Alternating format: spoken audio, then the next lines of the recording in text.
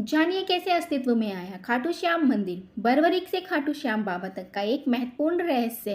Hello दोस्तों, स्वागत है आपका मेरी एक और वीडियो में। इस वीडियो में जानेंगे कैसे अस्तित्व में आया खाटू श्याम मंदिर, बर्बरीक से खाटू श्याम बाबा तक का एक महत्वपूर्ण रहस्य के बारे में। खाटू श्याम मंदिर का अस्तित्व भगवान कृष्ण के कलयुगी अवतार के रूप में माना जाता है। यह मंदिर राजस्थान के सीकर जिले में स्थित है और उसका दर्शन करने के लिए लोग देश भर से यहाँ आते हैं।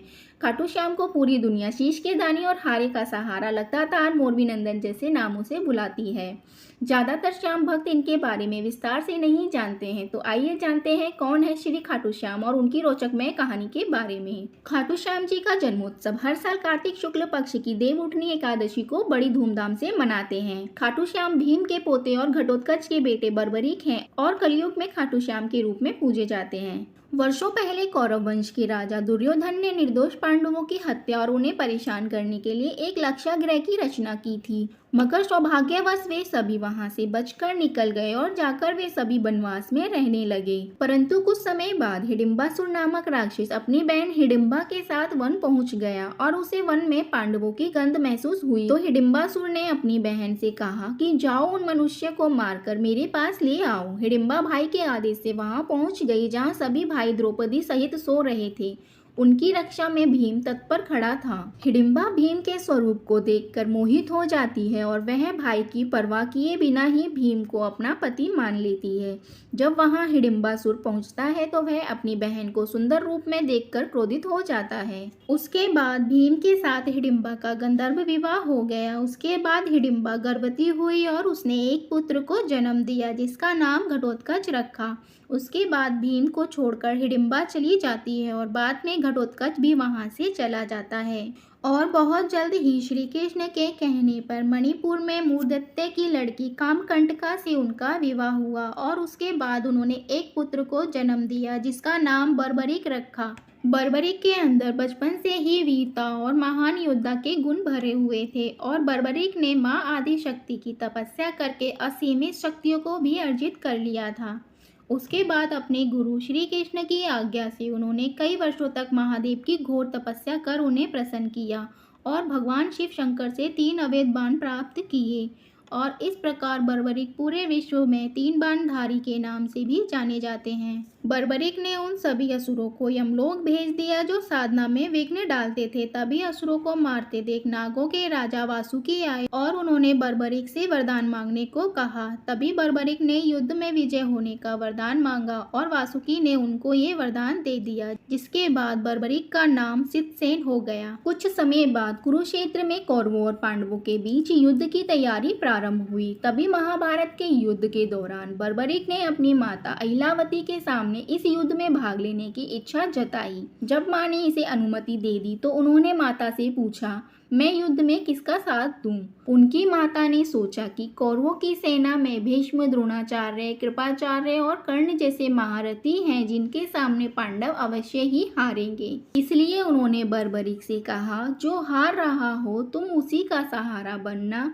बर्बरीक ने माता को वचन दिया कि वह ऐसा ही करेंगे और वह युद्ध भूमि की ओर चल दिए। बर्बरीक नीले घोड़े पर सवार होकर युद्ध करने जा रहे होते हैं। तभी भगवान श्री कृष्ण जी यह देखकर असमंजस में पड़ जाते हैं और सोचते हैं यदि बर्बरीक इस युद्ध में लड़ने गए तो अनर्थ हो जाएगा।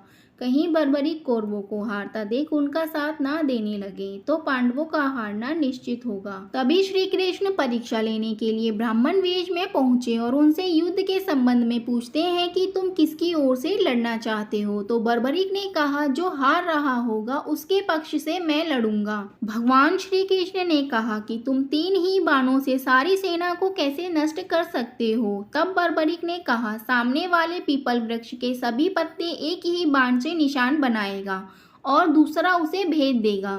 कृष्ण को लगा कि यह तो एक ही बाण से सभी को यमलोक भेज सकता है। तब ब्राह्मण बने श्री कृष्ण ने बर्बरीक से कहा उस वृक्ष को भेदने को, और तभी वृक्ष के सभी पत्तों में छेद हो गया और उस वृक्ष से एक पत्ता कृष्ण के पैरों के नीचे आ गया। और तभी बर्बरीक बोलते हैं कि अपना पैर हटाइए, नहीं तो ये तीर आपके पैर को भी भेद देगा। उसके बाद श्री कृष्ण अपना पैर हटाते हैं और उनका तीर उस पत्ते को भी भेद देता है। उसके बाद श्री कृष्ण ने कहा, मैं जो मांगू मिल जाएगा? बर्बरीक ने कहा, हाँ। उसके बाद श्री कृष्ण ने उनका शीश दान में देने को कहा। बर्बरीक ने सोचा कि यह एक ब्राह्मण होकर मेरा शीश क्यों मांग रहे हैं, यह कोई मामूली ब्राह्मण नहीं है, और श्री ब्राह्मण से कहते हैं कि असली रूप में आने को, और भगवान श्री कृष्ण उन्हें अपने विराट रूप में दर्शन देते। इसके बाद बर्बरीक ने अपना शीश काटकर श्री कृष्ण के पैरों में अर्पित कर दिया। बर्बरीक ने श्री कृष्ण से संपूर्ण युद्ध देखने की इच्छा बताई। तभी श्री कृष्ण ने बर्बरीक के शीश को युद्ध भूमि के सबसे ऊंची वाली पहाड़ी पर रख दिया, जहां से बर्बरीक पूरा युद्ध देखते हैं। युद्ध समाप्ति के बाद सभी पांडव अपने अपने वीरता का गर्व महसूस करने लगे। लास्ट में जब समझ नहीं आया तो युद्ध जीतने का श्रेय किसको जाता है, निर्णय के लिए सभी ने श्री कृष्ण की सलाह ली। उन्होंने बताया, मैंने युद्ध के बीच में बहुत समय अन्य कार्यों में बिताया था, इसलिए मैंने किसी का पराक्रम नहीं देखा। हमें बर्बरीक के पास चलना चाहिए। वहां पहुंचकर श्री कृष्ण ने पांडवों के वीरता के बारे में पूछा तो बर्बरीक ने उत्तर दिया, भगवान, युद्ध में आपका सुदर्शन चक्र नाचता हुआ और जगदम्बा लहू का पान कर रही थी। मुझे तो ये लोग कहीं भी नजर नहीं आए। इसके बाद श्री कृष्ण ने उनके प्रति प्रसन्नता से देखते हुए उनका नाम श्याम रखा। भगवान श्री कृष्ण ने कहा, बर्बरीक, तुमसे धरती पर कोई भी बड़ा दानी नहीं होगा, और माँ के दिए वचन के अनुसार तुम हारने वालों का सहारा बनोगे। लोग तुम्हारे दरबार में आकर जो भी मांगेंगे उन्हें मिलेगा, और इतना ही नहीं, अगर मैंने किसी की किस्मत में दुख लिख दिया है और वो तुम्हारी चौखट पर आता है तो उसकी किस्मत को भी तुम बदल सकोगे। इस प्रकार खाटू श्याम मंदिर की स्थापना हुई। जय श्री श्याम, इसलिए इनको हारे का सहारा भी कहते हैं।